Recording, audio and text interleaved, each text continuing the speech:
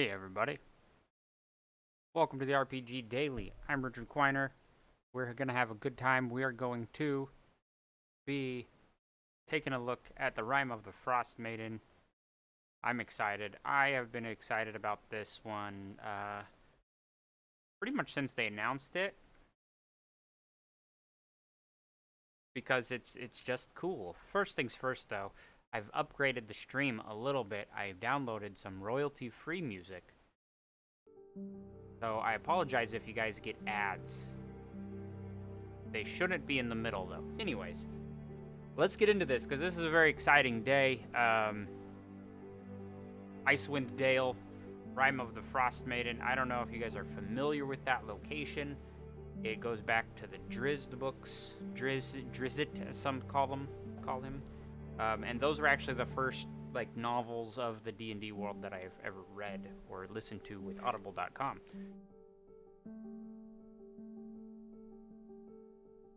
So at D&D Live, when they came out and they were pushing all this great stuff of Icewind Dale, I got really excited. And the art just looks cool. Here's the little plug on D&D Beyond to buy it now. Let's read all this stuff, because this was the fun part about the stream. I don't know if you guys saw the D&D live stream where they announced this.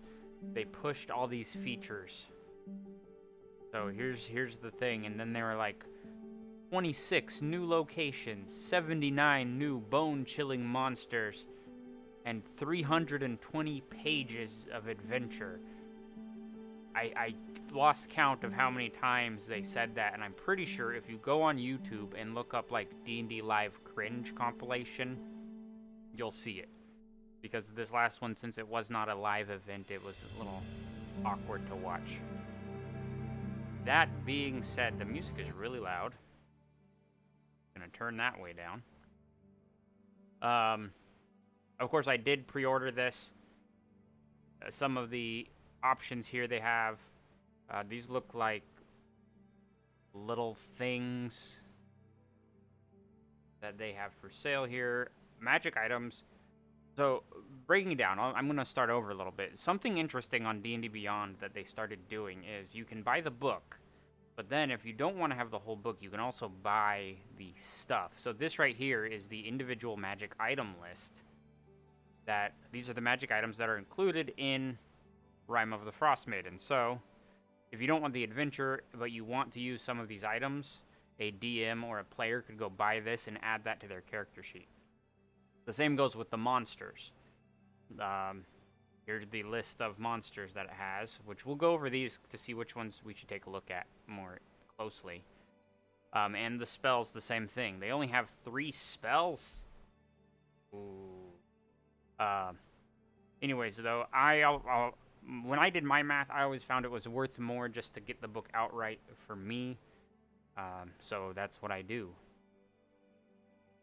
So with that, let's, what does it say? It also includes Baldur's Gate, Waterdeep, the Sword Coast Adventurer's Guide are all in that general vicinity.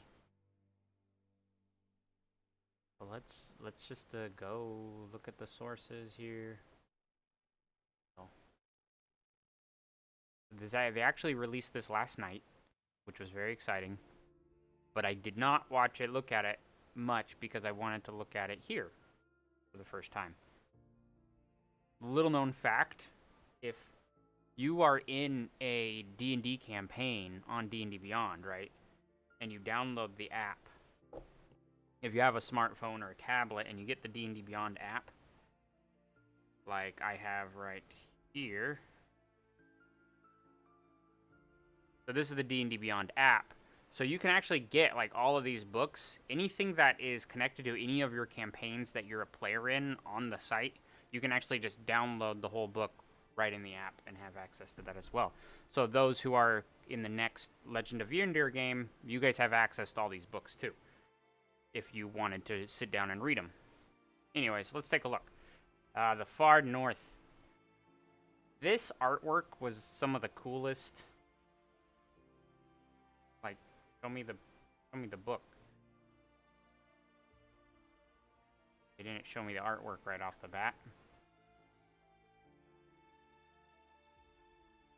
Oh, view cover art. I just think this is cool. You got this dude frozen. You have this. They say that's the Frostmaiden, right? This horned owl lady with these dire wolves. And then you got this dude you can't really see, so I'm going to have to change my screen. What is this? It looks like some kind of little gnome buddy of the Frostmaiden, possibly. But I think it's cool.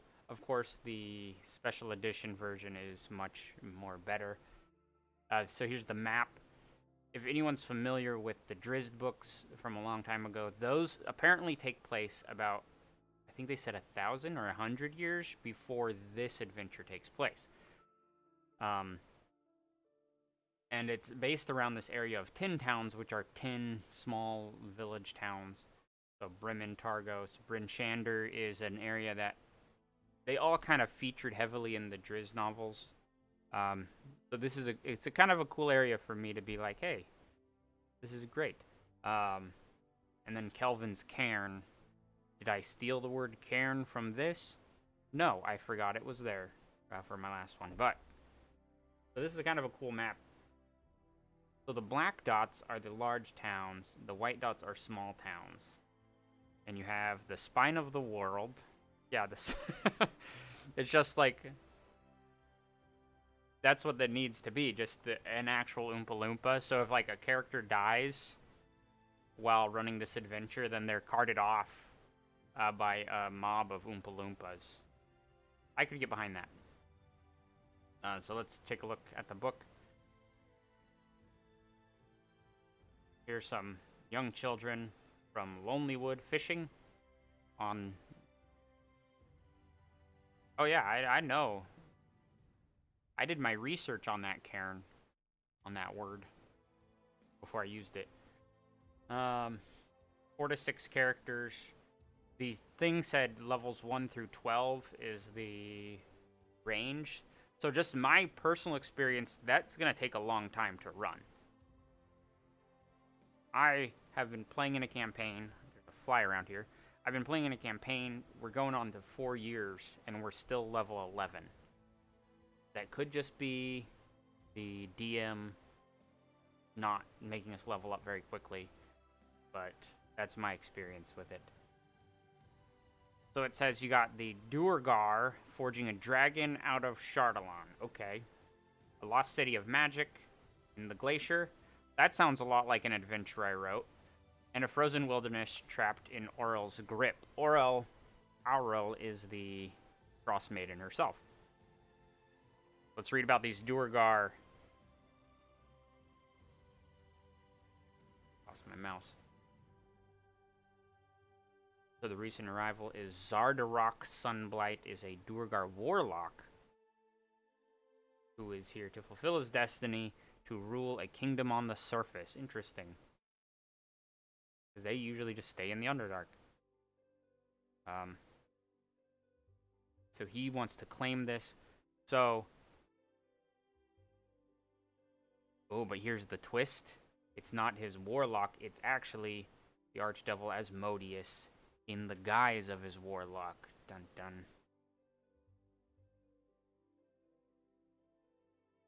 So he's collecting Chardalon, which he's going to forge into a dragon. And I think that's where they started coming up with these, like, crystalline dragons lately. Because they saw they had the sapphire dragons. I didn't read enough about those. But that's kind of cool. So then there's the Netherese Necropolis.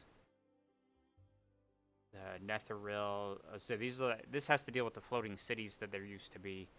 But there's a frozen necropolis of some of the most powerful spellcasters in the realm. Oh, there's a Demi-Lich, which that could be fun. And it also contains a Mythalar, which we'll look that up.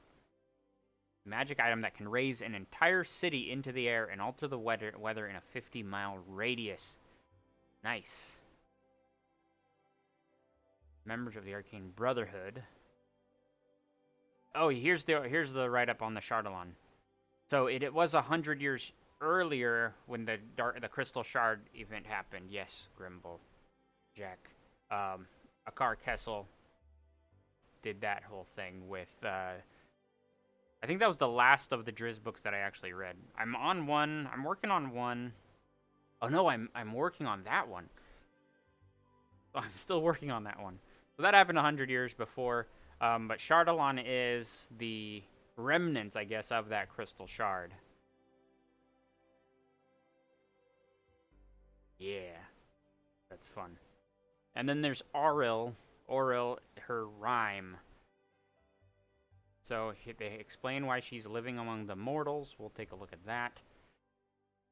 And they discover that she's unhappy and wants to be isolated.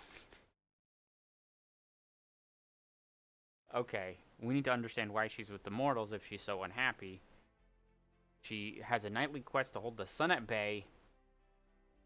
And she likes to preserve the beauty of freezing things. So this is Frozen. Aurel is a Frozen person. There was a little bit... Here it is. The people of Icewind Dale know Aurel's wrath. They have a name for the unending winter as the everlasting Rime. This is Frozen. Let's take a look at the appendix. So, Aurel the Frostmaiden. Here's the appendix. He's a neutral, evil, lesser god of cold indifference who embodies winter's cruelty. She really should let it go, but she's not, and that's the problem. She was aligned with Talos, Umberly, and Malar.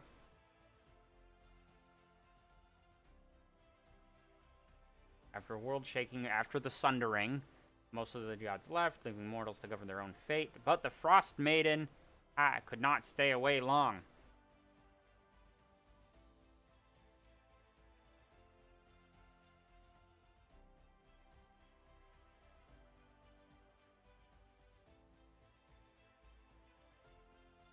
So what? Okay. So here we get in some more juicy information here. As long as she has mortal worshippers, she can't die. Truly, though. So, maybe that's why she has to stick around.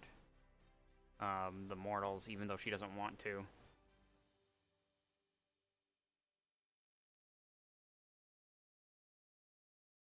Layer actions. Aurel. Oh, 3 forms. Okay. The first form is a 7-foot-tall biped with the head of a snowy owl, black talons, cloven hooves, and grayish-white wolf fur covering her body from neck down. That's a cool image. So that's first form. But then, when she gets beat up enough, she has to, turn into her next form, just like Frieza does. Her second form is Lady Icekiss, or the Brittle Maiden, which is a 10-foot-tall woman made entirely of ice and frost. I think that's up here. I think this is it. But that looks way too big. Like, is that... That looks bigger than 10 feet. Unless I read the thing wrong. She's large. Just says 10 foot tall. He creates weapons of ice to combat the foes. That's kind of cool.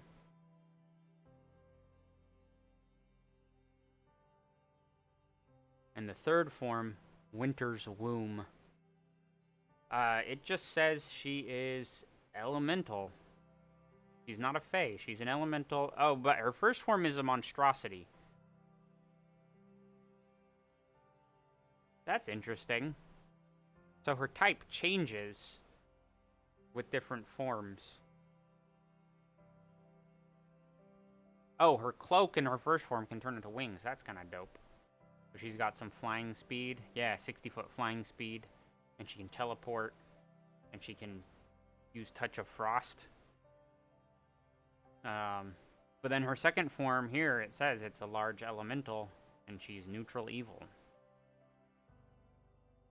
And her third form is small elemental, also neutral evil.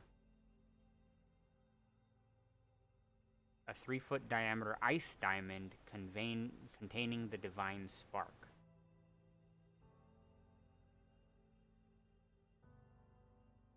If Aurel is killed in her third and final form, she is dead until the next winter solstice. So, if you have any clerics of Aurel, and you kill her, then they lose their power because she's dead. Alright. Then somehow we ended up with brain in a jar. Magic items. Alright, back to this.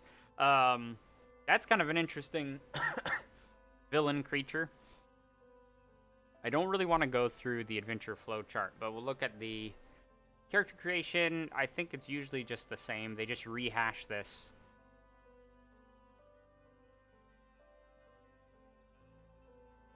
Character hooks tied to the backgrounds. That's really useful for DMs.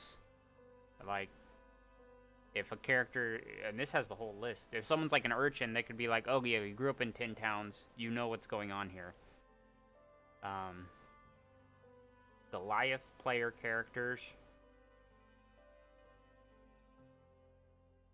Oh, that's cool. So rather than make a DM go out and buy Volo's guide to get the Goliaths, you can have the Goliath player characters just using the appendix.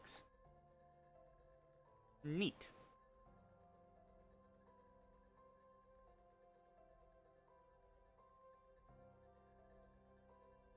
I still want to play Goliath someday. Someday I will. I have a little game on Thursday. Maybe I'll play Goliath in that one. Starting equipment. They will get the winter survival gear and the cold weather clothing. Character secrets are fun. Let's see some of these secrets. A doppelganger.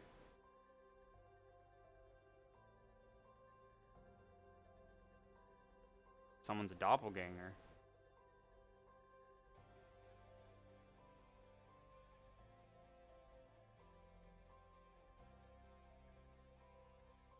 The littlest Yeti. If the party happens upon one or more Yetis, this secret might reveal itself.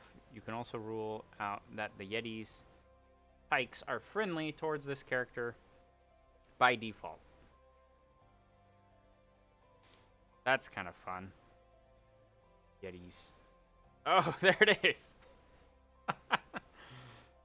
That's something else right there.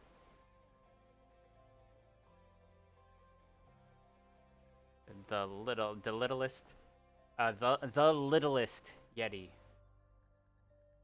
Sorry, Jack, the littlest.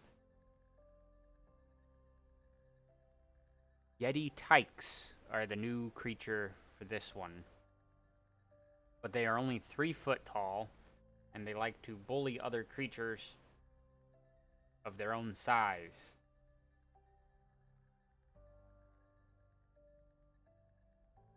But it says here, raising one to be anything other than a savage flesh eater. Raising one to be anything other than a savage flesh-eating predator is incredibly difficult, but not impossible. So, get your Yeti, what'd you call him? Yeti familiar set up. I feel like there's a place for Yeti familiars in the future of Barry the Penguin. Feel like it. Yeti Penny. I like that. Let's see. So they also have a snow golem. That looks messed up. A construct. They have a snowy owl bear. They don't... Aw. That's lame. No, statistics. It's just saying reskin an owl bear. That's not fun. You can deal with a sperm whale, a verbeeg. I don't know. A giant. Oh, that's cool. Walrus. That is huge. I feel like that's bigger than a normal walrus would be. That It is. It's a terrifying golem, right? It looks like Grimace from, like, what was it, Burger King or McDonald's? The hamburger Grimace, Burger King, right? Crap, I can't remember which franchise that was. That's what that reminds me of. You have a knucklehead trout. He's a fish. You got fish that can attack you. Kobolds, of course. Here's the classic image of 3 kobolds in a trench coat that I always thought was pretty fun. It was McDonald's, right? Yeah, so Grimace is a snow golem. Mind flayers, though that one is little. Oh, it's a gnome. The gnome Ceramorph. Right, so you guys know a little bit about mind flayers, right, and how they kind of work. They reproduce by planting tadpoles into the brain of other humanoids. And so apparently this is what happens when it goes into a gnome and things go wrong. You end up with this little guy. This little little dude. And yes, he's holding a laser pistol. It says laser pistol. A home-built device that functioned as a laser pistol. It's powered by an energy cell, which enables it to fire 50 shots. So, now, okay. This is one of the annoying things. Descent into Avernus, or Avernus, I can never pronounce it right, introduced basically cars, right? You have the Hellmobiles. That's not the real name, but you get the idea. They're like cars. And then here, it's a straight-up laser pistol.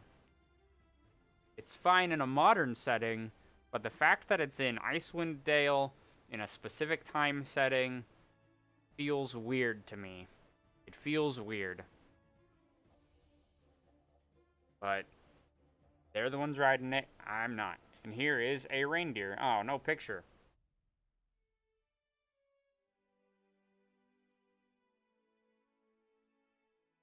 Let's see, what else? The Forest Druid might be cool. Oh, just a Druid. I'm sure they come in somewhere. Or the Frost Druid, not the Forest Druid. Frost Giant Skeleton, yes. That I can use. The 102 hit points. Yeah. Ooh, a Goliath where? No freaking way! No freaking way. Okay, here's a backstory. And this is why this is kind of cool, actually, because I can use this. In my home campaign that I set the world of Yndir in about, let's see, it's August. So back in January and February of this year, the players were in an Arctic area called Ice Reach, and I created this NPC character who is a Goliath werebear. He was like a Goliath polar bear. Just like this. Except he was also a druid, so he could also wild shape into other things. And he was really cool, and he was like the key, he still is a key NPC in the adventure. Like, if he dies, it's really bad. But, there you go. That just means that my idea was so good that someone else thought it up at the same time and published it. There's the hare, which also is familiar from my adventure in Donar Son. A mimic. A spitting mimic. What is that?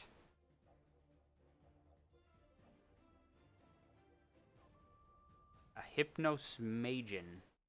They solely use psychic abilities. Okay.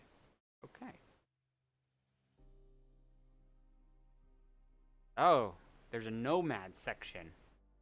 The Wretched Nomads are the people of the wild. Their tribal names elk, tiger, wolf, and bear. Where did that go? They have furs. kind of cool. They don't give new stat blocks, though. They just kind of, they tell you how to reskin. I actually think that's kind of neat that they do that. So if it's a hunter, you get the tribal warrior stat block from the player's, the DM's guide or the monster manual. Add survival, give them a language. Shaman could be a druid. That's neat. That's neat.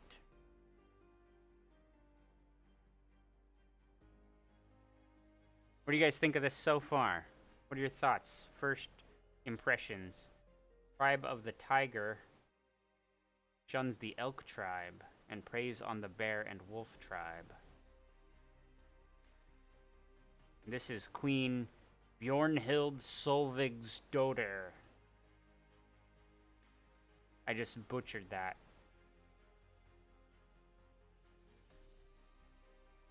And she has a saber-toothed tiger named Grava. He looks kind of cool, actually. Tribe of the Wolf is the smallest tribe. And they don't have a picture. So this is the Tiger tribe. They don't have the Elk tribe pictured. And they don't have the Bear tribe dude pictured. But these are the hunters from those tribes.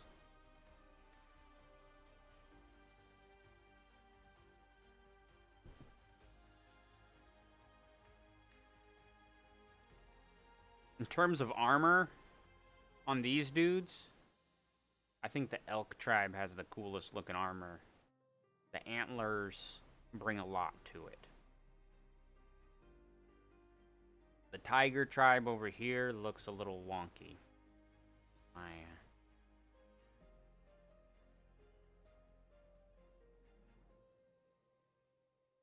Right, they're probably great fun. I don't like this. He looks like an Ewok. That's what this guy looks like. These guys look more normal, but this one, he's a straight up Ewok. So is the Wolf Tribe lady. Alright. Enough of this judging these. Let's get back to some of this adventure. Let's take a look at the flow chart of this adventure. This is a cool feature they introduced, which is like what level characters should be when they reach certain areas of the adventure. So it gives a really good rundown of stuff. So Tin Towns is kind of the starter area. If you ever played Mines of Phandelver, that's kind of Phandalin, I guess. So you have the Tin Towns, and you have some quests that go around there until they get to level 4, which takes, what, 3 or 4 sessions. It's pretty quick, usually. And then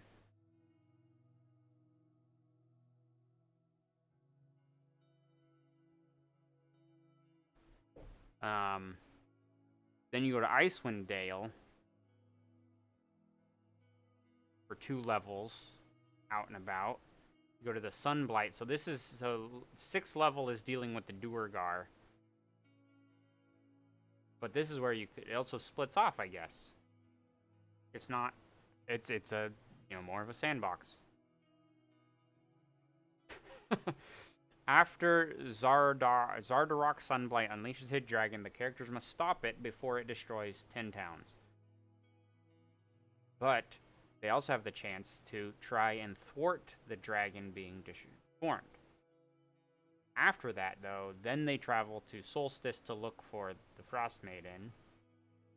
Armed with the Rime of the Frostmaiden, the characters crack open the Wretched Glacier, unsealing a dungeon of ice. And they go to the Cave of Hunger, search of the magic. Is the Rime of the Frostmaiden just an item, then? Pronunciation guide. Here we go. Bjornhild Solvig's daughter. Oh. Oh. Oh, and it's Aurel. Aurel.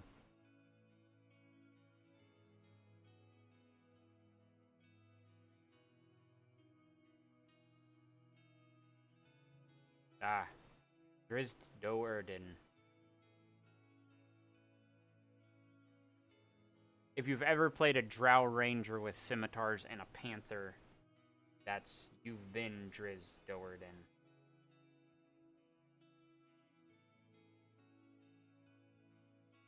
That's the far north. Wilderness survival.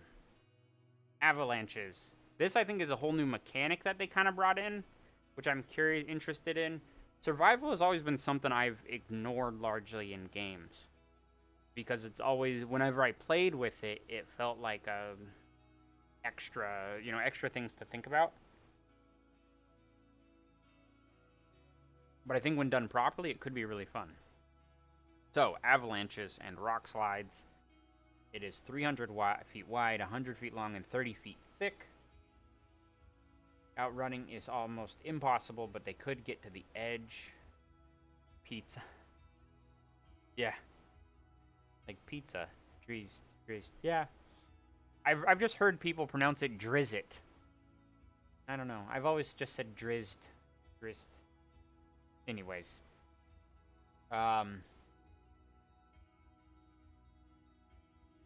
15 strength saving throw or take 2010 bludgeoning from a failed save. They're knocked prone and they're moved along with the avalanche. So they're just like, moved right along with the avalanche. I think that's interesting.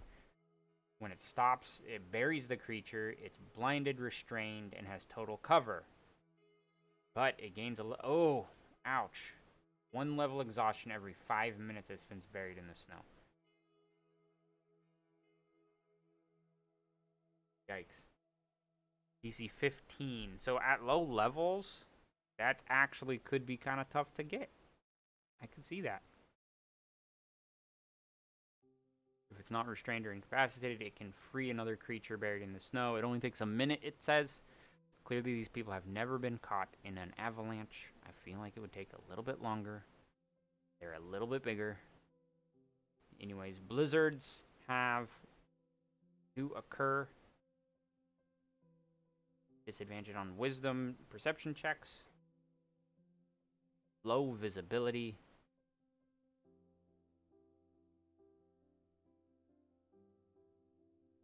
Disadvantage on perception checks that rely on sight. Ultiluke's resistant sphere. Is that a avalanche thing? I'll look that up. You can get lost in the blizzard. Extreme cold. Oh, good. It's in the DM's guild. Oh, the spell. Negative 49 degrees Fahrenheit.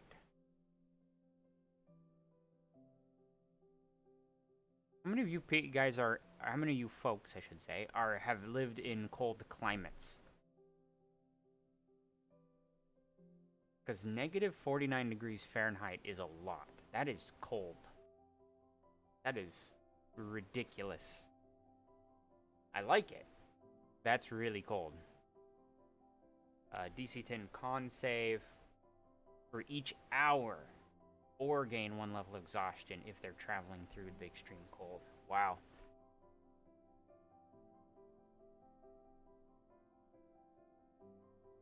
You can go fishing.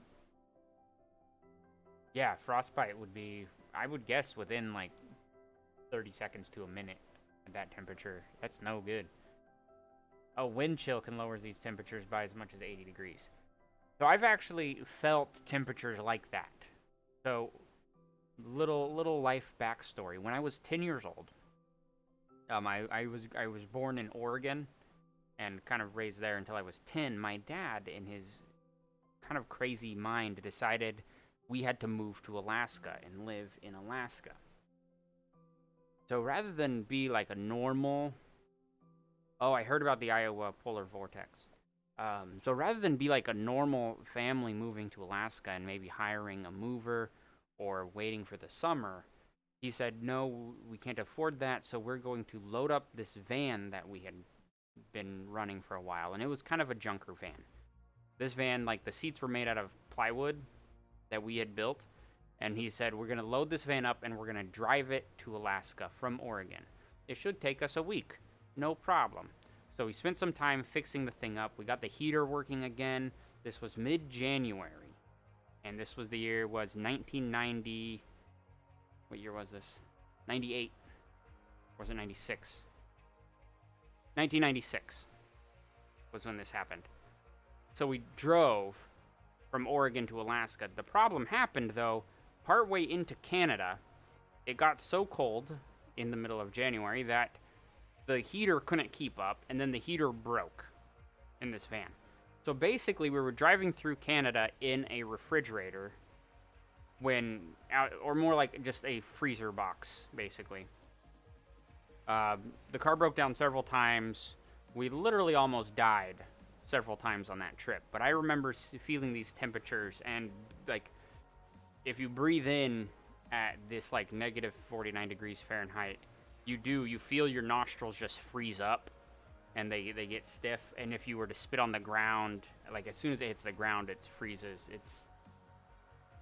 It's an impressive thing. I've never been in that cold temperatures again since then, and I never want to be.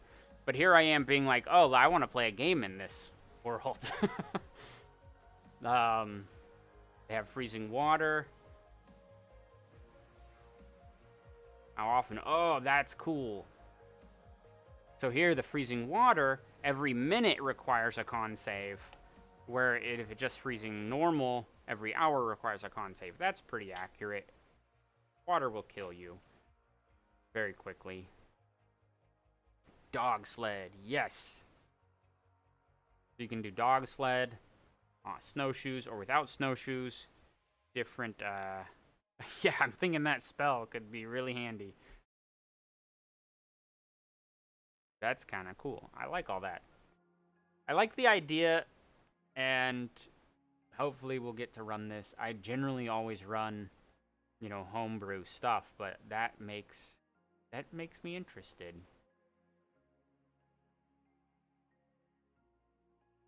Let's look at some.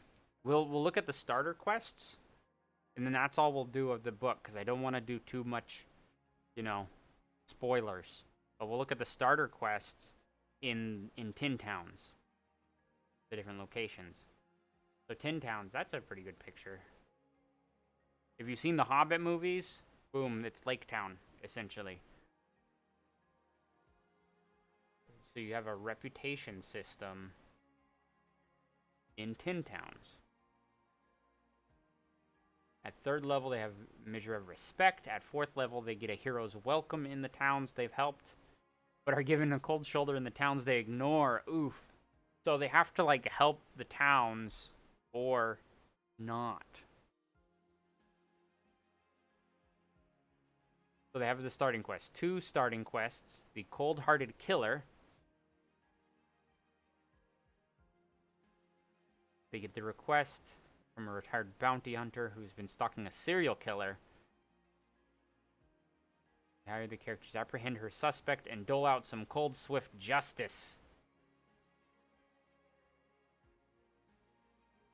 It's no murder mystery, it's just a hunt.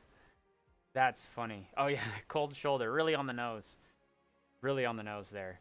And the nature spirits, he wants to alter the climate in Icewind Dale. That ties into everything.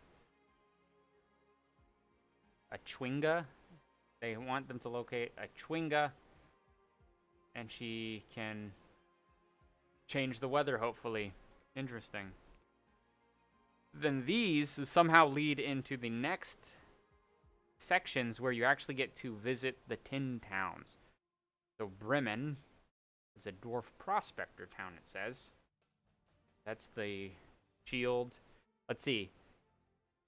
Available quests. They have a lake monster quest. Population is only 150 people. They can have 25 soldiers in their militia. Heraldry. They sacrifice warmth to Aurel. And they have some rivals. Here's a little village of Bremen. And what do they have, of course? Buried treasure and the 5 tavern center. 5 taverns in a village of 150 people right here. That's funny. Bryn Shander is one I remember from the books. Quite a bit. It is 1,200 people, so it's the larger of them. A human noble leads the town. They can get 250 soldiers. They have no rivals because they are that powerful. Overland travel to the other areas. Caer Dineval I've heard of about East Haven. Bryn Shander looks kind of cool. This is kind of a cool city map. It reminds me of Attack on Titan. So I think that's cool. Council Hall, Town Hall. Black Iron Blades. Stables. Oh, that's a smithy. They have a smithy. House Morning Lord. Very cool. On to the next one. Caer Dineval is also, I think it's like a coast town. Only 100 people, so it's pretty small. It's even smaller than Brimel, than the first one. They can get 25 soldiers, 2 veterans.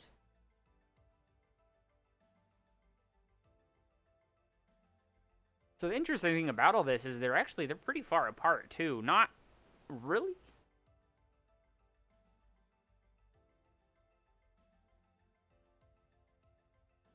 They're not like super far apart, but they're far enough apart in the cold and the blizzards that it takes a long time. Oh yeah, but here it's Loch Dineshire is right there. This is where the port town is. It's a nice quaint little hoop. That's basically it. And they have a little inn and a watchtower, which I'm sure will come in handy in the adventures. Caer Konig is a fishing town, about the same size. Is this across the lake?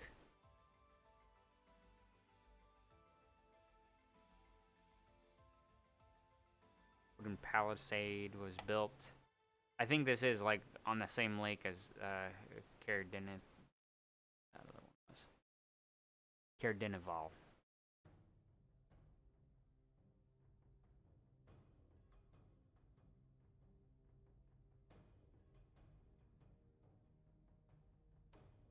And it's similar. It's right on, yeah, so it's on the lake, Loch Dineshire, and it's very similar. So it's like the sister town of Caer Dineval.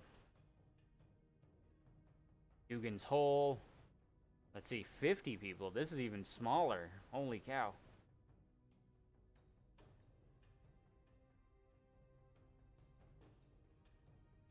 On a river.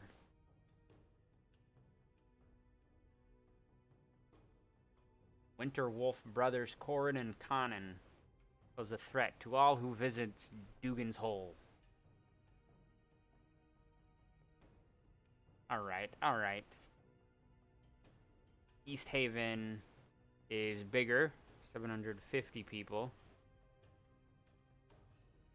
Much bigger, but it's also on the lake of Loch Dineshire, so these are the ones surrounding the loch. It comes with a couple, oh no, Toil and Trouble, here's the quest. So it's interesting, each of these towns comes with a quest, so the people can go on these quests and have this adventure. Good Mead is the name of a town. They have a Verbeeg Marauder who is causing trouble. Only 100 people. That's cute. That's a cute river town.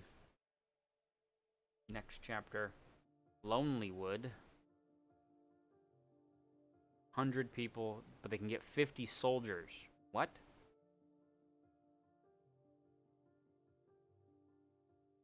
So is this like a front line? That's interesting. They can muster 50 soldiers, where other towns with 100 people can only do like 12.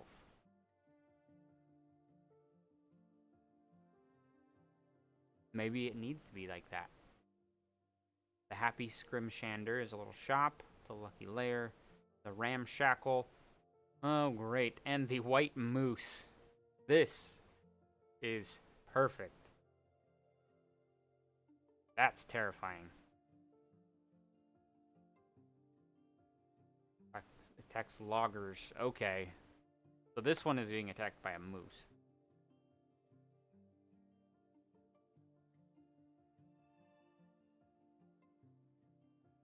And it has the little adventure there. Argos.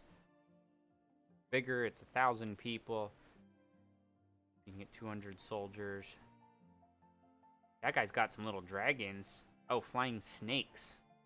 While Captain Scath looks on. This is Captain Scath, the tiefling. So this looks like a little bigger. Maybe this is more of like a piratey kind of town. I don't know. Tourmaline. That's got to be a fishing town. A lawful good half-orc scout was declared speaker after a close and contentious election. So this town is run by a half-orc.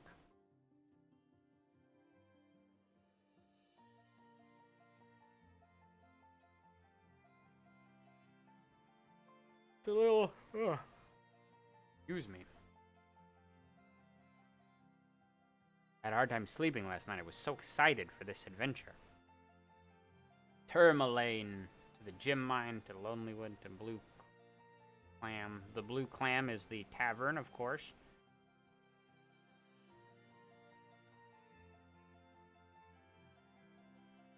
So it's kind of... That goes into the next chapter. So what I understand... We'll just go back to the table of contents. You get into the... in towns. Let's read here a little bit.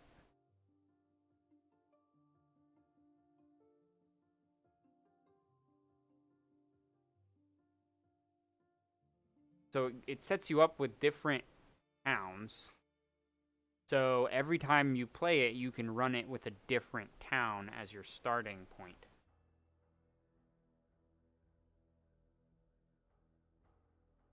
And then from there, they can go out there. But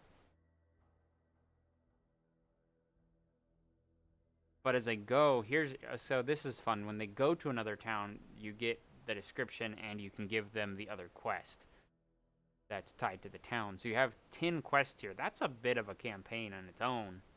A lot of things to do. And then you can also tie in other rumors, which are really fun to do.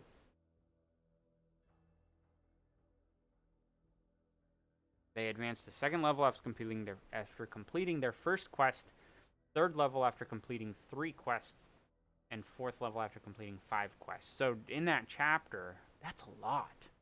These quests must be pretty short then. Like, I feel like that's a lot. So you do 1 quest, then you do 3 quests, then you do 5 quests, and then you're level 4.